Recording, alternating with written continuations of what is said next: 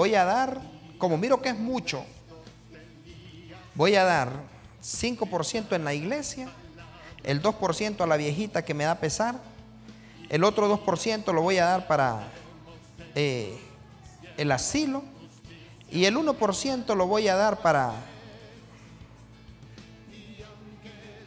Tú no eres...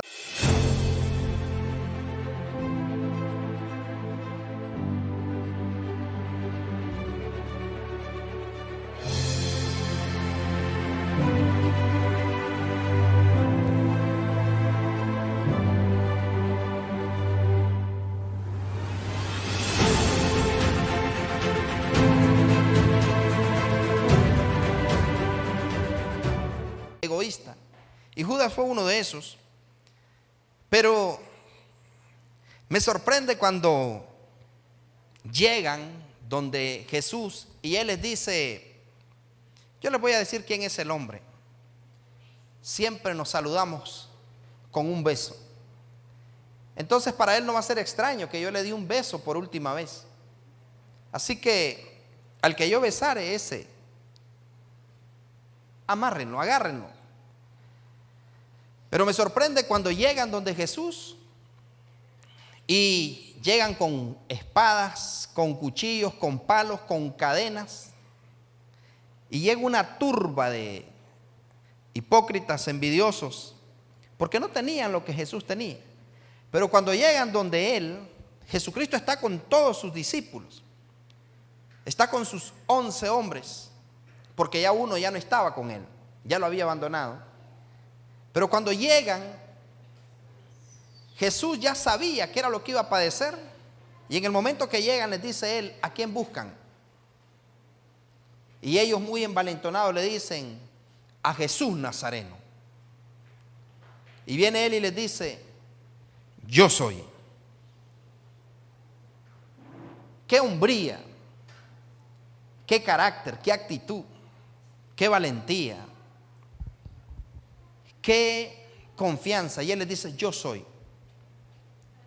Saber que van a matarlo, saber que lo van a torturar, que lo van a crucificar, pero por una causa justa y por un propósito definido, Él les dice, yo soy.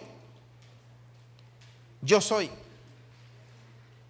Y mire qué extraordinario que aún diciéndole Él, yo soy, cuando Jesucristo les dice, yo soy, dice la Biblia que todos ellos se fueron y cayeron hacia atrás. Cuando escucharon en su espíritu ese pronunciamiento, yo soy, dice la Biblia que todos retrocedieron y cayeron a tierra. Por esa declaración, yo soy. Cuando mencionó el nombre de su padre, ¿cómo le dijo el padre a Moisés que se iba a presentar? Que lo presentara ante los israelitas que estaban cautivos. Cuando les pregunten que quién te envía, tú dile, yo soy te envía. Yo soy. Diles que yo soy te envía.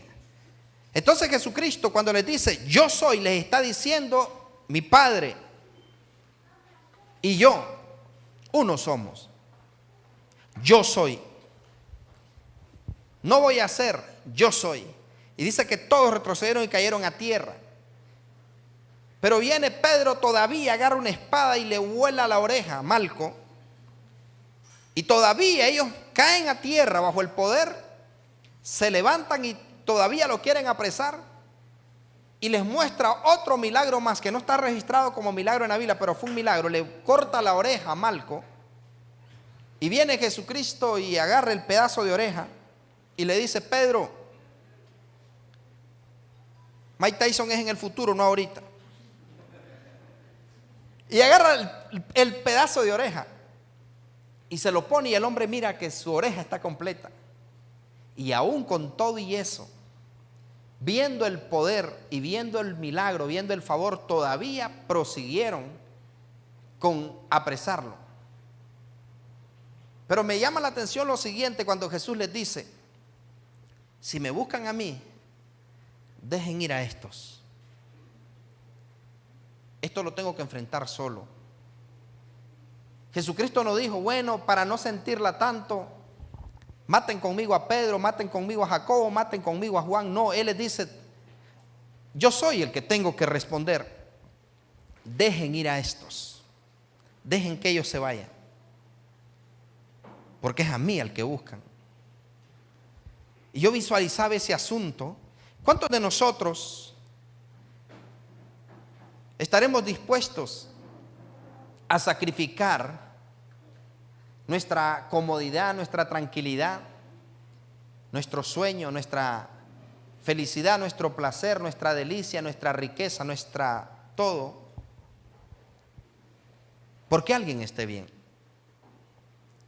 ¿Cuántos de nosotros estaríamos dispuestos a eso, a poder sacrificarnos para que alguien pueda vivir, para que alguien pueda estar tranquilo? Jesucristo dijo, yo soy, pero dejen ir a estos, es a mí al que buscan. ¿Saben cuánta gente tienen el concepto que dicen, si caigo yo, caen todos? Yo no me voy solo. Pero Jesucristo dijo, déjenlo ir a ellos. ¿Y cuánta gente busca la oportunidad de poder encontrar alguna falta en alguien y poderle decir, es fulano, fulana, fulano?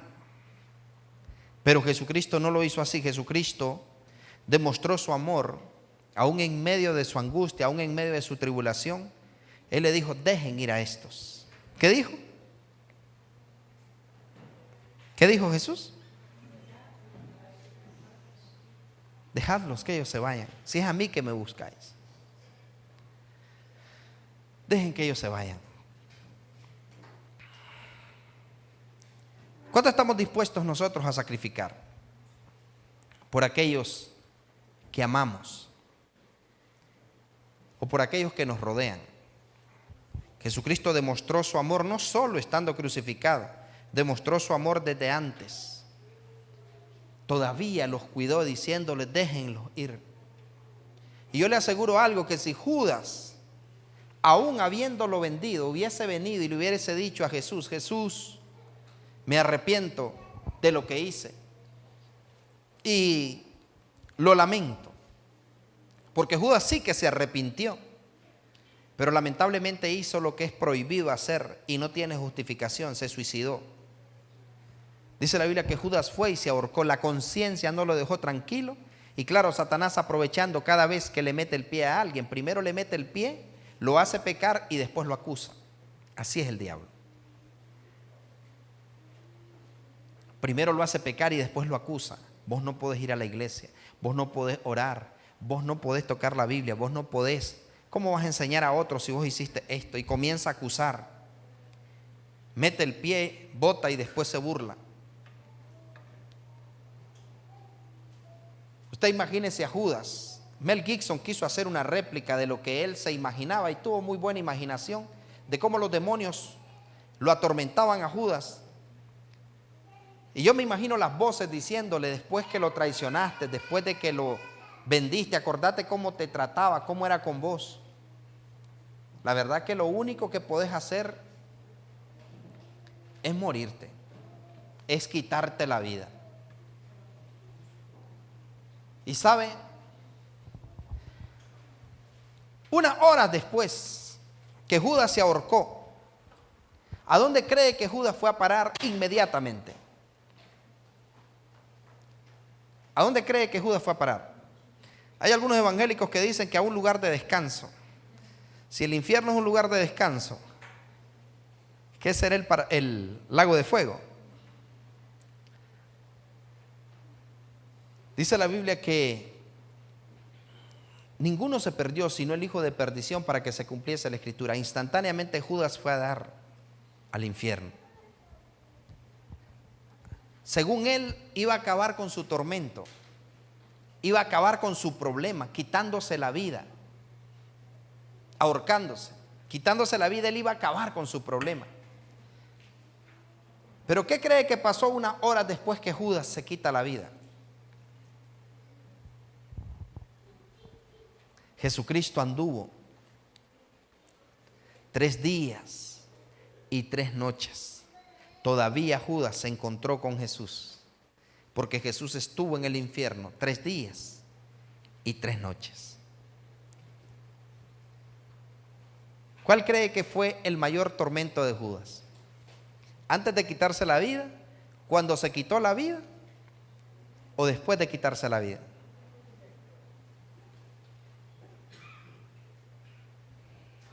¿Cuándo cree que fue el peor tormento de él? Cuando llegó al infierno una luz resplandeciente y empezó a sacar gente. Adán, Eva, fulana, fulano, ustedes van conmigo porque ustedes no conocieron la gracia. Ustedes van conmigo. Y Judas en ese lugar, ¿será que se haya atrevido a decirle: maestro, perdóname, sácame de aquí? El tormento más grande de Judas fue que aquel que vendió, aquel que mataron por culpa de él, que Jesucristo dijo: el que me entregó a ti, le dijo a Pilato, mayor pecado tiene.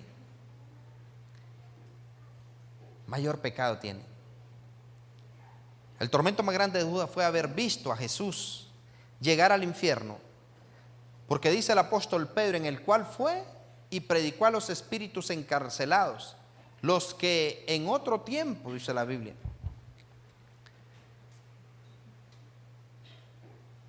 perecieron en el diluvio, donde solo 8 personas fueron salvas. Donde solo 8 personas fueron salvas. El resto pereció. No existía la gracia. Pero Judas sí conoció la gracia. Y qué terrible fue que Judas se encontró con aquel que vendió, con aquel que lo pudo empoderar, que lo podía salvar, que le podía dar más de 30 monedas. ¿Cuántas veces Judas robó de lo que Jesucristo, de lo que le entregaban a Jesús? Hay gente que dice: Jesús nunca recogió diezmo, Jesús nunca recogió ofrenda. ¿Por qué tenía tesorero? ¿De adorno? ¿Quién era el tesorero de Jesús?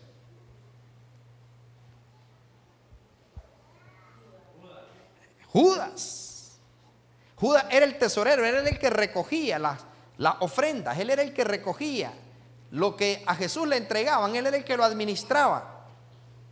Tenía el privilegio de administrar las finanzas del cielo, pero él siempre se clavaba algo.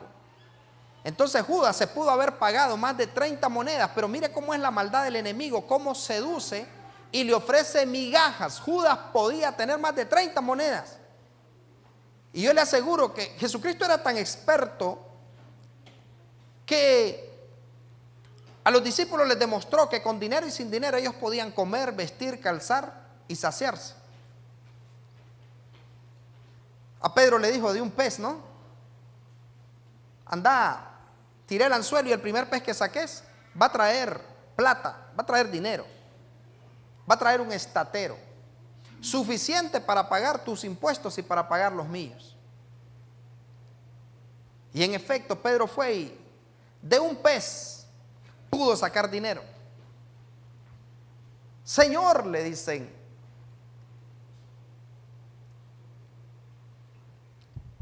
200 denarios creo que fueron, no son suficientes para alimentar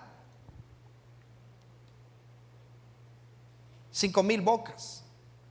Y esto sin contar las mujeres y los niños. Póngale que habían 15,000. La Biblia menciona 5,000 porque solo contaban a los hombres. Yo no sé si es que los hombres comen más, pero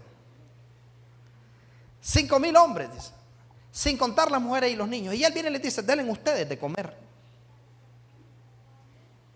Pero evangélicamente, pensando que cómo voy a hacer, de dónde voy a agarrar, es que nadie conoce mis necesidades, es que nadie sabe lo que yo tengo que resolver, las luchas que yo paso. Y dice la Escritura que Felipe le respondió: 200 denarios de pan no bastarían para que cada uno de ellos tomase un poco. ¿Cuánto tenía Judas en ese momento en ofrenda? 200 denarios, el salario de 200 días. Y Felipe le dice, 200 denarios no son suficientes para darle de comer. Pastor, 1500 córdobas diarios no son suficientes. Pastor, 15,000 no son suficientes. Pastor, 20,000 no son suficientes. 30,000 no son suficientes. Mientras tu corazón sea malagradecido, ni 1,000,000 va a ser suficiente.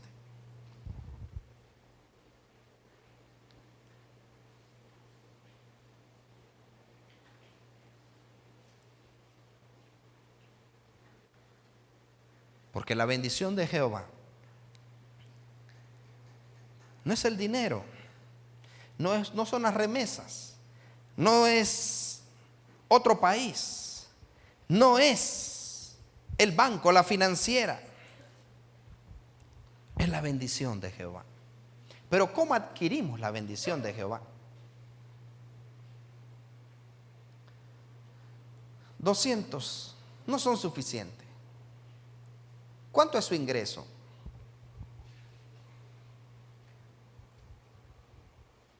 Y usted se ha preguntado, cuando no tuvo trabajo, cuando no tenía negocio, cuando no tenía quien le diera, cuando no tenía empleo, ¿quién lo calzó, lo vistió y lo alimentó?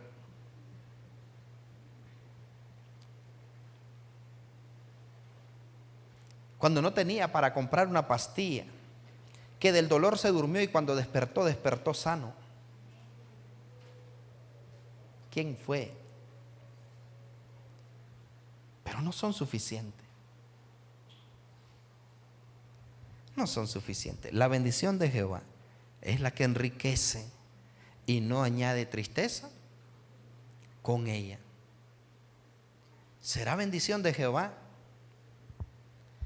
tener que dejar a mi esposa y mis hijos para ir a darles una mejor vida?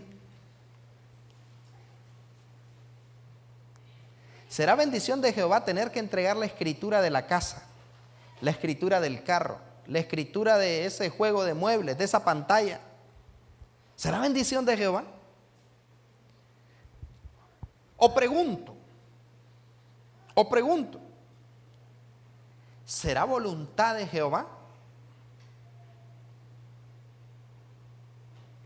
que su pueblo esté endeudado? ¿Será voluntad de Jehová que su pueblo esté en una lista de una financiera, de un banco? ¿Será voluntad de Jehová que tenga que estar cambiando número a cada rato porque ya el número que tiene registrado el gallo más gallo lo van a seguir llamando? Pero 200 denarios no son suficientes. ¿Cuánto necesita Dios para que tú vivas bien?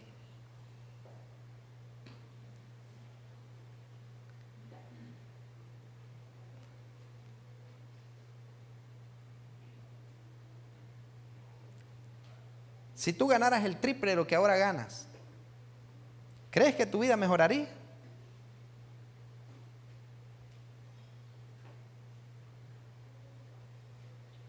¿Crees que mejoraría tu vida si ganaras 3 veces más de lo que ahora ganas?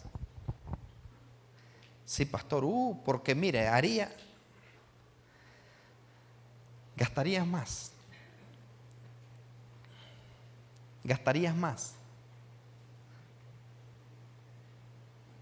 Ahora no meterías recarga de 50. Ahora contratarías un plan. Ahora no comprarías celular de 300. Ahora comprarías el de 1,000. El de 1,000 para arriba.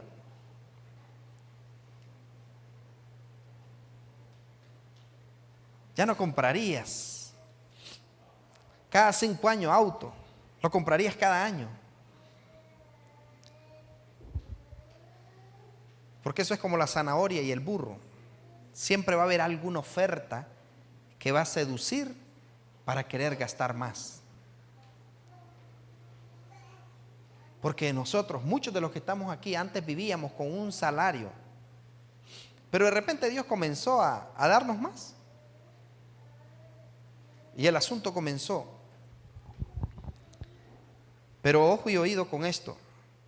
El problema de Judas no fue el dinero, porque Judas robaba dinero. Yo no sé si eran 500 denarios, pero él solo andaba 200. Él solo reportó 200. Porque ya había maldad en su corazón. ¿Sabe usted que a veces hay personas, y lo tengo que decir, a veces hay personas, y lo voy a decir, de todas maneras, estoy en la casa de mi padre, a veces hay personas, le bendigo, pastor, aquí está mi diezmo, y yo,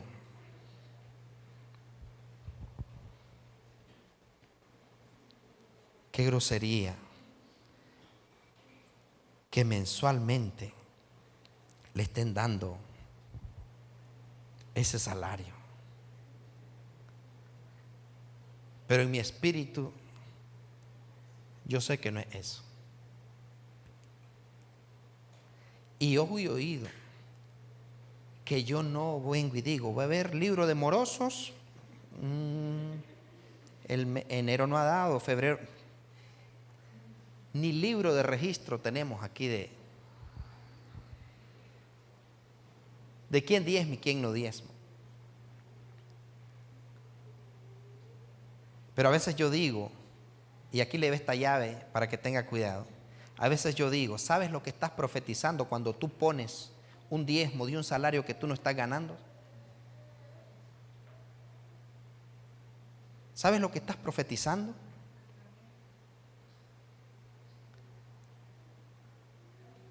Si mis ingresos son, pongámosle, bueno, me voy a poner un ingreso de 100,000 mensual.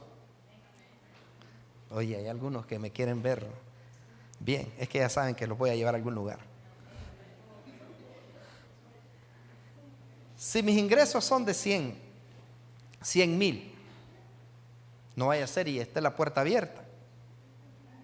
100,000. ¿Cuánto le corresponde a Dios? ¿Cuánto? 10,000. En mi caso no son 10, yo doy 20. La Biblia dice 10. No es que usted yo sé lo que hago. Por eso soy rico en oro, en plata y en ganado. Pero son 10,000. Lo que la Biblia establece es el 10. Pregunto, son 10. Pero yo miro que 10,000, sin pensar en que a mí me quedan 90,000. Y yo veo que 10,000 es mucho, pero yo digo, voy a entregar 5,000. De mis 100,000 voy a entregar 5,000. ¿Qué me estoy desatando? ¿Qué me estoy profetizando? ¿Ah? Estoy atándome y maldiciendo mi finanza, y estoy declarando y estoy profetizando que mi salario o que mis ingresos van a ser mínimos, van a ser menos de lo que Dios me está dando, porque la Biblia dice, como creíste, te sea hecho. Entonces yo veo a la gente no burlándose del pastor, no burlándose de Dios, porque Dios solamente quiere probar el corazón y te pide solamente el 10% de tu ingreso, el 10%. Si yo tuviera una empresa con Uriel y le digo, Uriel, vamos a invertir $50,000 cada uno en una empresa, vamos a poner una empresa, vamos a invertir $100,000, 50,000 usted, 50,000 yo, vamos a poner una empresa. Pero de las ganancias que vamos a obtener, yo voy a agarrar el 90% y usted va a agarrar el 10%. Suave, diría él. Eso para mí, o sea, no aceptaría. Entonces, ¿es negocio de Dios el decir que des tu 10 y que yo dé el 10? O preguntaré, ¿necesita Dios nuestro 10%? Dios no lo necesita. Pero Dios no te lo pide porque lo necesita. Lo pide porque Él quiere tener un anillo de matrimonio, quiere tener un contacto con los seres humanos. Cuando puso a los hombres, a los primeros seres humanos en el Edén, Él les dijo: de todos los árboles del campo pueden comer, pero de este nunca coman, ni siquiera lo toquen, porque el día que coman de ese árbol van a morir. ¿Necesitaba Dios ese árbol? Dios no lo necesitaba, pero ¿por qué le dice: ese es mío, me pertenece, no lo comas de ese? Sí, de todos le dice: puedes comer, pero del árbol de la ciencia del bien y del mal, de ese no comas. Yo no sé por qué yo estoy hablando de esto. Quizás alguien Dios quiere bendecir o alguien le quiere hablar. Y mandó Jehová Dios al hombre diciendo: de todo, ¿de cuáles? De todo árbol del huerto podrás comer, de todo podrás comer, mas del árbol de la ciencia del bien y del mal no comas, porque el día que de él comieres, ciertamente, ¿de quién era ese árbol? Y el resto, del hombre. Él le dijo: come de todos los árboles, pero de ese no comas, es mío, me pertenece. Y el día que comas de él, vas a morir. Pero no le bastó comerse el 90, sino que también dijo: voy a darle una probadita a este también. Voy a apartar algo más. Me parece que es mucho el 10, cuando a mí me queda el 90. Y Dios no necesita mi 10%, pero necesita probar el corazón, para probarte. Pero Dios puede hacer. Si Dios necesitara plata, lo saca de los peces. Dios hace que la tierra produzca oro, produzca plata, jaspe, crisólito, cormerina. Pero te da el privilegio y te dice a ti: dame el 10. Porque quiero, por medio de ese 10, quiero darte salud. El diezmo no tiene que ver solo con dinero, tiene que ver con revelación, tiene que ver con sabiduría, entendimiento, tiene que ver con salud, tiene que ver con ideas, tiene que ver con paz, con guardarte, con protegerte. O sea, no solo es finanzas. Hay gente que cree que el diezmo se trata solo de dinero. No, te guarda, no te sobreviene mal. Dice que Él reprende al devorador. ¿Y qué es un devorador? ¿Será que un cáncer sea un devorador? ¿Será que un asma sea un devorador? ¿Una diabetes sea un devorador? ¿Será que una enfermedad sea un devorador? Pero Él dice: yo la voy a reprender. No te va a devorar.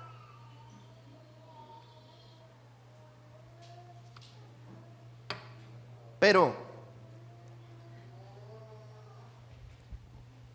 Dios no necesita el 10. Dios necesita que el corazón sea agradecido. Judas tenía la oportunidad de recibir esos 200 denarios que habían. El Señor le pudo haber dicho: Judas, agarrarlos vos. A David le dijo el Señor, por medio del profeta Natán. Primero le habla una parábola y le dice: un hombre llegó un amigo y le quitó al pobre la única oveja que tenía. Y le dice él, el profeta Natán, hablando de parte de Dios: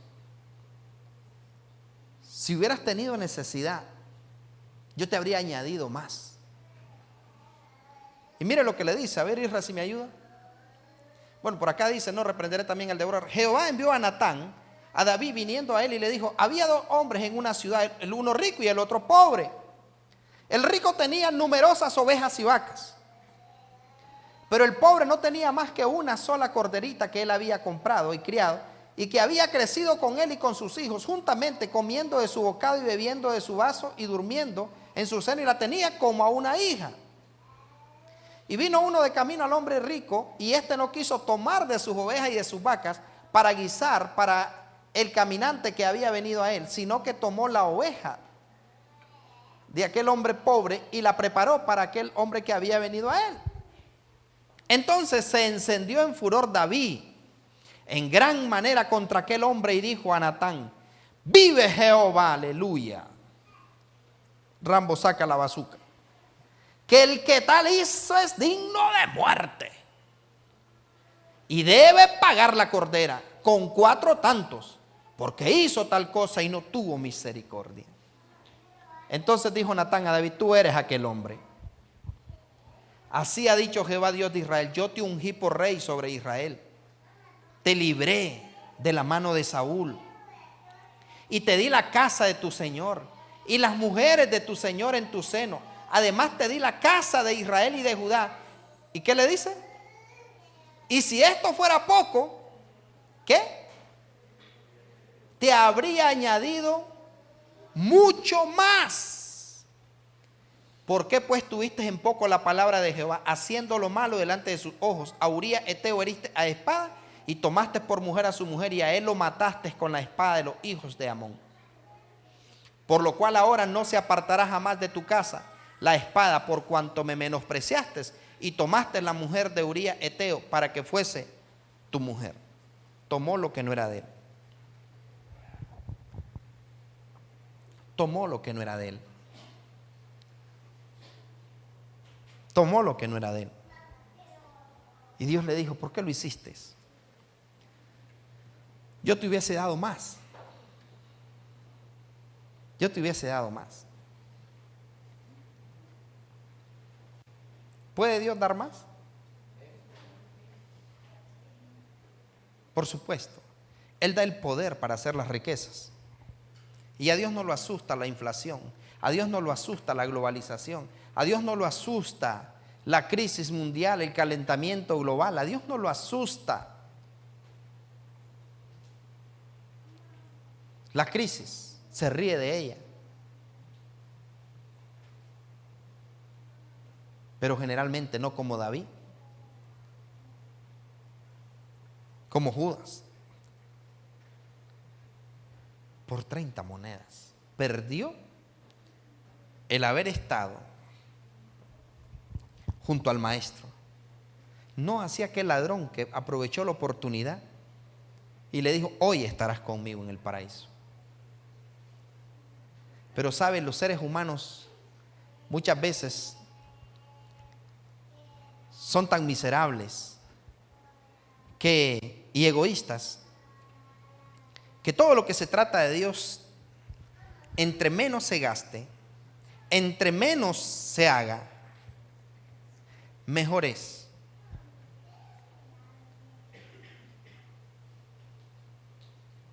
Pero cuando se trata de uno, que sea lo mejor. Que sea lo mejor. 30 monedas de plata al que le podía dar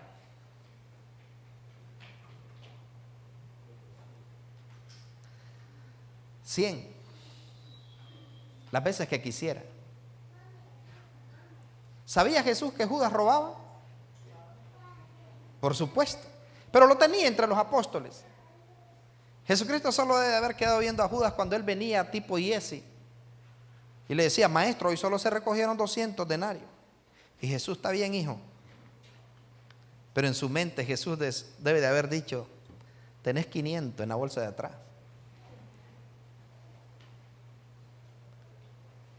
Jesús sabía, pero aún sin embargo lo seguía amando. Ahí es donde vemos que hay gente que habla en contra de Dios. Incluso hay gente que hasta dice: pastores mantenidos, mándenos a trabajar. Me voy a hacer pastor, dicen unos, para tener reales.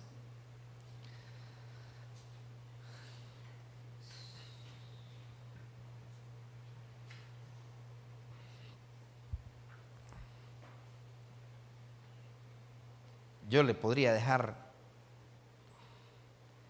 que cambiemos de oficio. Yo tengo mi profesión y tengo la sabiduría de lo alto. Y si yo pusiese una clínica,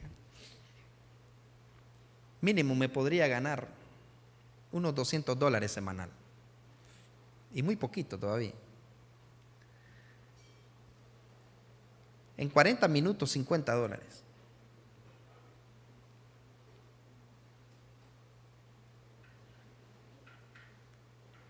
Cuando hice mi práctica en el Hospital de Salud Mental, había momentos que habían pacientes que decían, mándenselos al pastor. Me mandaron a la parte donde era la morgue en el hospitalito, por ser pastor, o sea, como para estar allá. Y resulta que allá en la última parte era donde llegaban los pacientes, que decían que miraban que se les encendían los colchones en fuego, que miraban que entraba una sombra, que no sé qué cosa. Eso no se atiende con psicología. Pero yo venía y le decía, bueno, de acuerdo al DSM-4, apréndase 2 de Timoteo 1:7.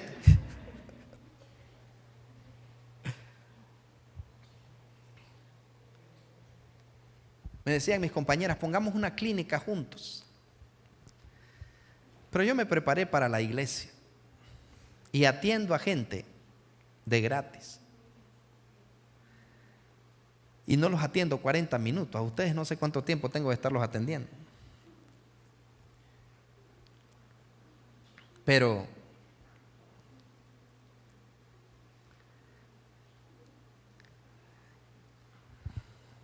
¿cuál va a ser la diferencia entre Judas, entre David, entre Ananías y Zafira, entre Adán y Eva y un Abel? Desde un principio Dios estableció que había algo que era de él. No existía Moisés, no existía la ley, ni siquiera existía el pueblo de Israel cuando Dios dijo, eso es mío. ¿Quién le enseñó a Caín y Abel que a Dios había que adorarlo, que había que llevarle primicia, que había que llevarle ofrenda, que había que llevarle algo? ¿Quién le enseñó a Caín y Abel si la ley no existía? ¿Quién le dijo, ustedes tienen que traerme a mí? No había nacido el pueblo de Israel todavía.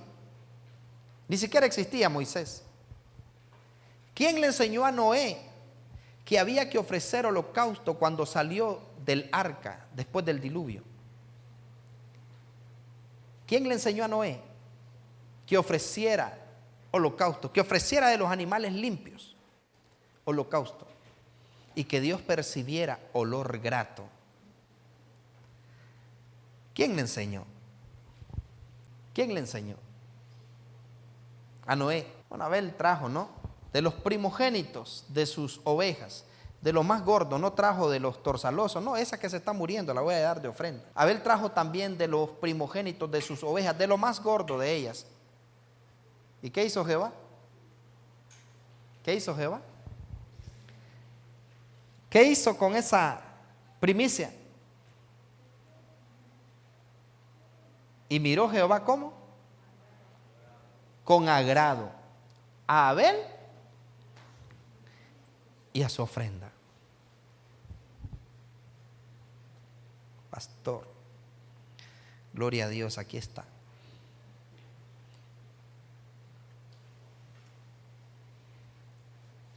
¿Será que Dios lo mira con agrado? Porque si usted lo está haciendo para el pastor, no pierda su tiempo. Es para Dios. Es para Dios. Yo adoro a Dios. Con mis bienes adoro a Dios. Tampoco puedo decir, bueno, voy a dar, como miro que es mucho, voy a dar 5% en la iglesia, el 2% a la viejita que me da pesar, el otro 2% lo voy a dar para el asilo y el 1% lo voy a dar para... Tú no eres sacerdote. Tú no puedes decidir qué hacer con la ofrenda de Jehová. Dios asignó quién lo va a hacer. Pero, entonces, ¿por qué vemos a mucho pueblo de Dios viviendo en escasez, viviendo en enfermedad, viviendo en problemas, viviendo en circunstancias que tienen que cambiar de calle, que ya no quieren, ya están traumados y no quieren responder el teléfono porque Dios guarde.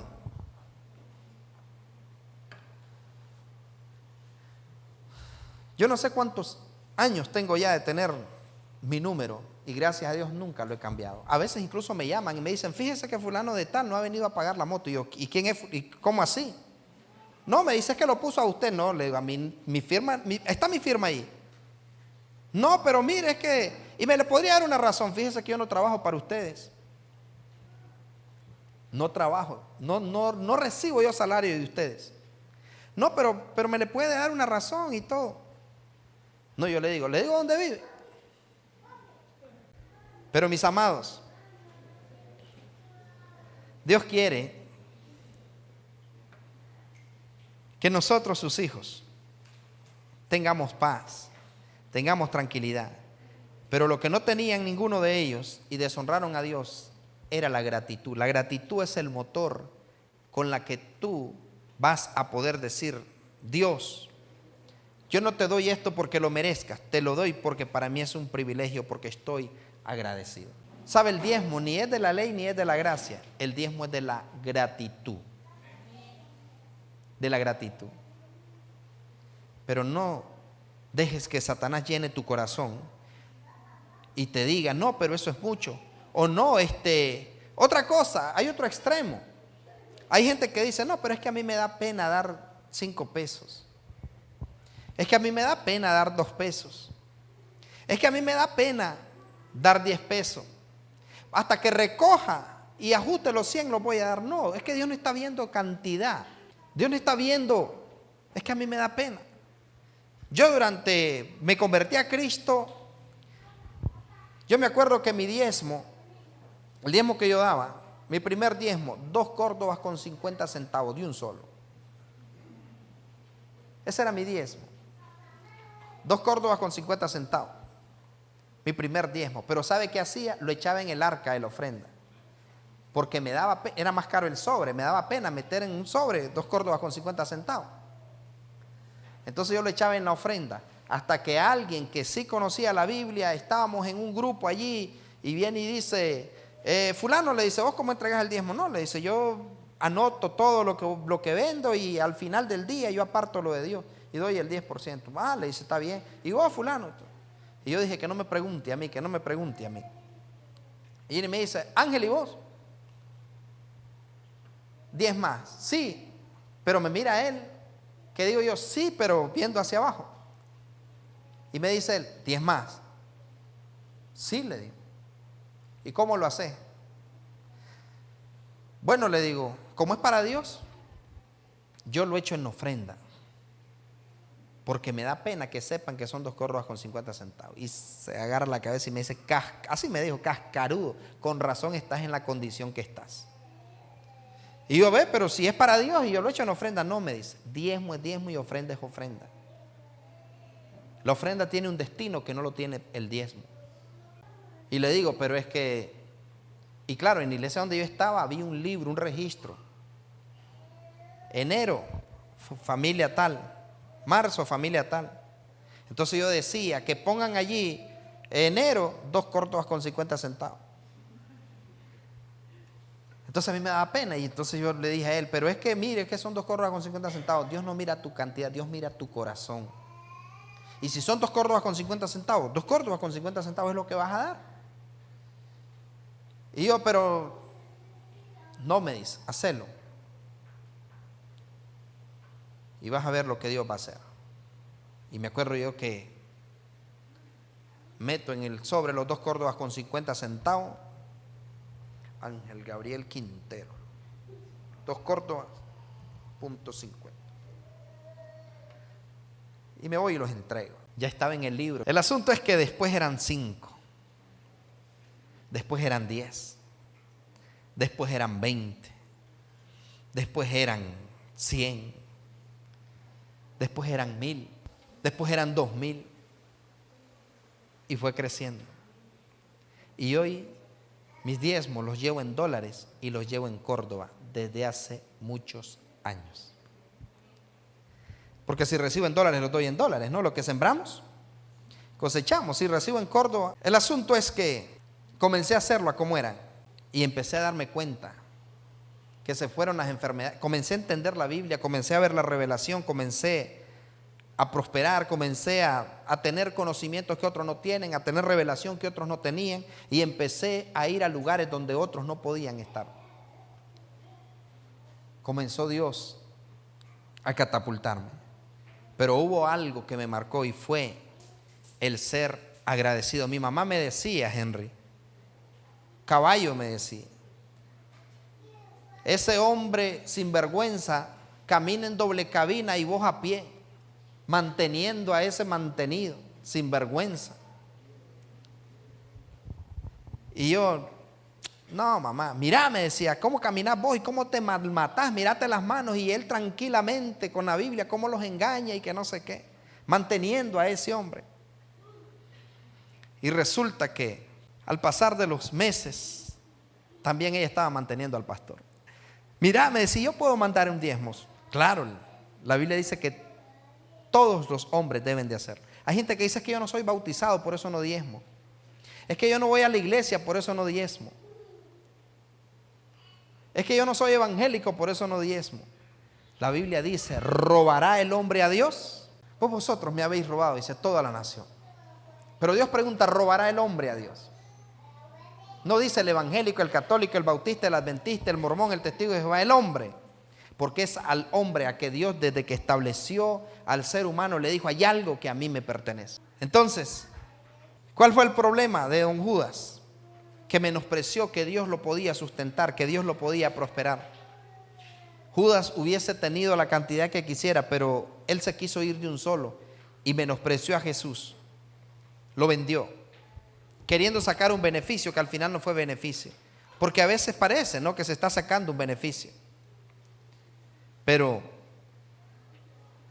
el punto es el siguiente. ¿Por qué Jesús le dijo a los discípulos también, no lleven alforja, no lleven túnicas, no lleven oro, no lleven plata? Donde vayan,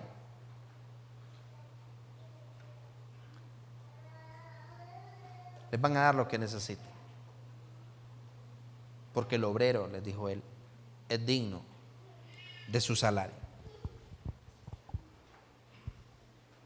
¿Por qué les dijo eso? ¿Será por irresponsabilidad? Usted cuando en una empresa lo mandan a hacer algo mínimo quiere que le den viático, ¿verdad? Porque usted dice, y el hotel, y lo de la comida,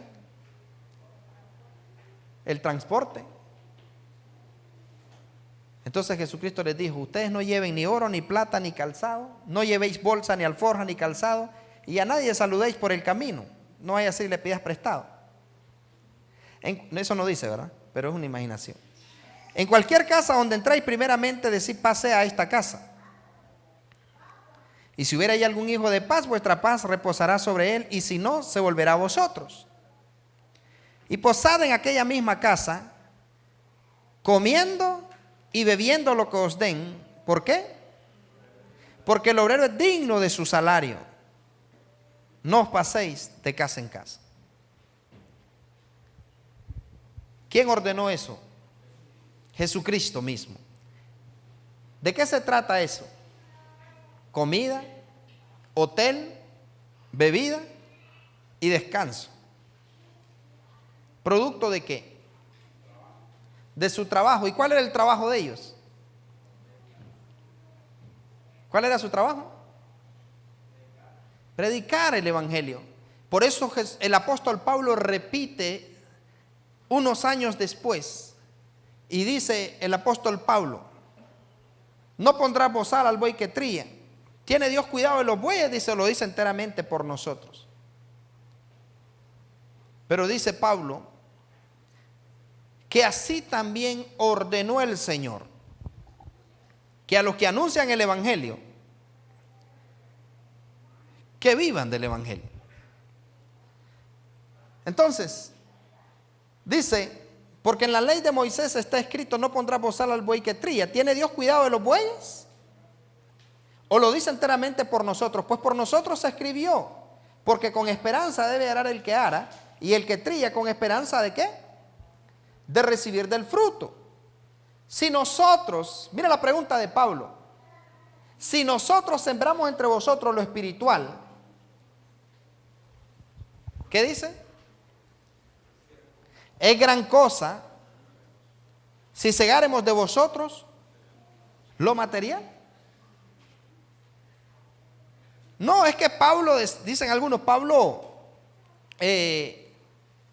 dijo este texto: si nosotros sembramos entre vosotros lo espiritual, es gran cosa si segáremos de vosotros lo material. Siga. Dice: si otros participan de este derecho sobre vosotros, ¿cuánto más nosotros? Pero, dice Pablo a los corintios, pero no hemos usado este derecho, sino que lo soportamos todo por no poner ningún obstáculo al evangelio de Cristo. A los corintios Pablo les dice: a ustedes no les voy a recibir ni diezmo ni ofrendas, nada. Debería, porque nosotros los estamos discipulando, los estamos entrenando, les estamos enseñando, pero a ustedes no, les dice Pablo. No voy a hacer uso de ese derecho a los corintios, porque los corintios eran la iglesia más desordenada de aquel entonces.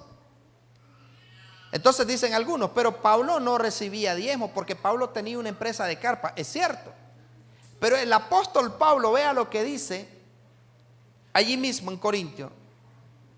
Dice Pablo, esta parte parece que ellos no la han leído.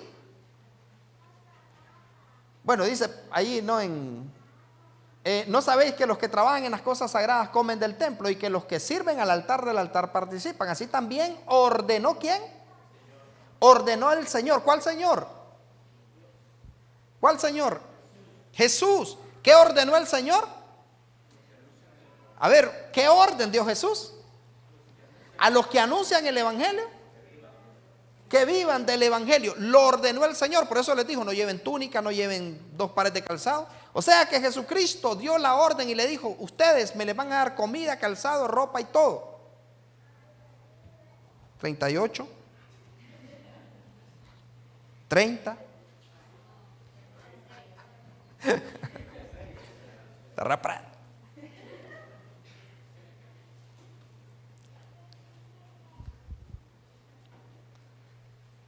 Así también ordenó el Señor. ¿Cuál Señor? Jesucristo lo ordenó. No, que Jesús nunca habló de diezmo. Jesucristo nunca dijo que cobraran por predicar. ¿Cómo no? Sí lo dijo. No dijo que cobráramos por la salvación, pero sí dijo que así también ordenó el Señor a los que anuncian el evangelio que vivan del evangelio. Lo ordenó. ¿A quién se lo ordenó? ¿A Ananías y Zafira? ¿A Judas? ¿A Giesi? ¿A quién se lo ordenó el Señor? A mí y a usted los ordenó el Señor. Que seamos agradecidos. Si alguien siembra entre nosotros lo espiritual. Pero Pablo también dijo, y esto es impresionante, no, que Pablo no recibía. Dice Pablo: he despojado a otros. Y le dice esto a los corintios: he despojado a otros para predicarle a ustedes de gratis. He despojado a otras iglesias. O sea que Pablo, es claro que sí recibía salario. De los corintios no, pero mira lo que dice Pablo: he despojado a otras iglesias recibiendo ¿qué? ¿Qué? Salario. No, Pablo no recibía diezmo, dicen los hijos de Satanás, parientes de Judas, hermanos de Ananías y Zafira. He despojado a otras iglesias recibiendo salario para serviros a vosotros. O sea, otros financian, gracias a otros que diezman aquí, es que yo puedo seguir enseñándole a los que no diezman. Y a los que diezman. ¿Entendió eso? Sí, porque yo le voy a decir una cosa. Estas manos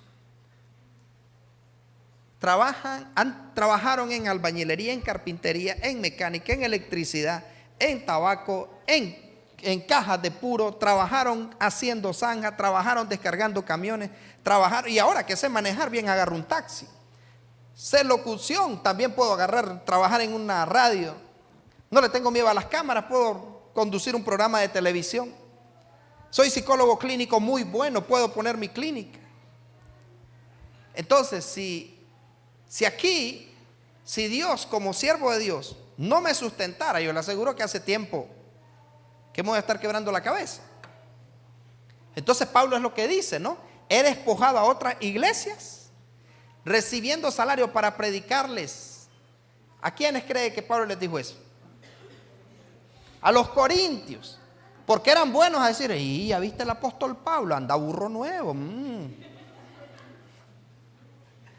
Y ahora es una mula, mira. Anda mula nueva el apóstol. Míralo, ahora es pastor comprado. O sea, pastor que tiene una prada. Y míralo, y ya viste.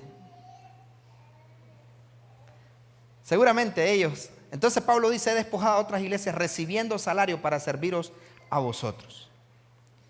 Y cuando estaba entre vosotros y tuve necesidad, a ninguno fui carga, pues lo que me faltaba lo suplieron los hermanos que vinieron de Macedonia, y en todo me guardé y me guardaré de no seros gravoso.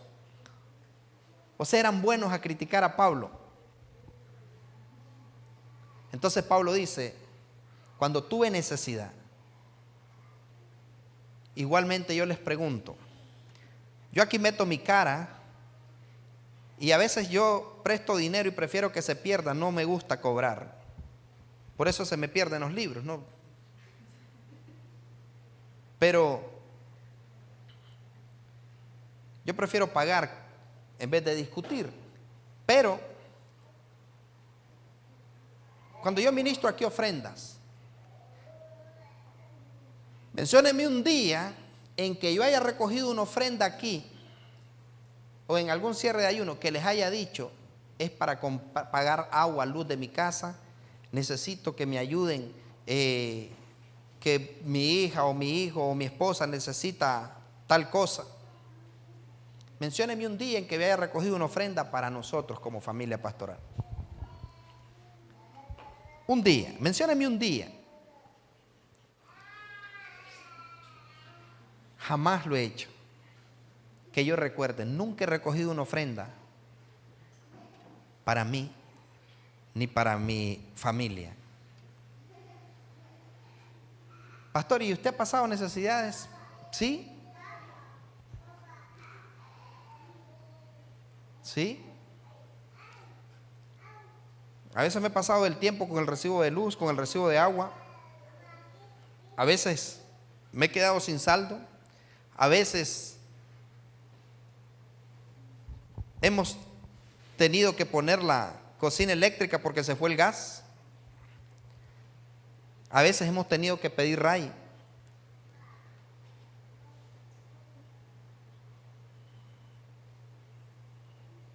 A veces hemos tenido que decir, pagamos la comida en el domingo, tal vez un jueves, la pagamos el domingo.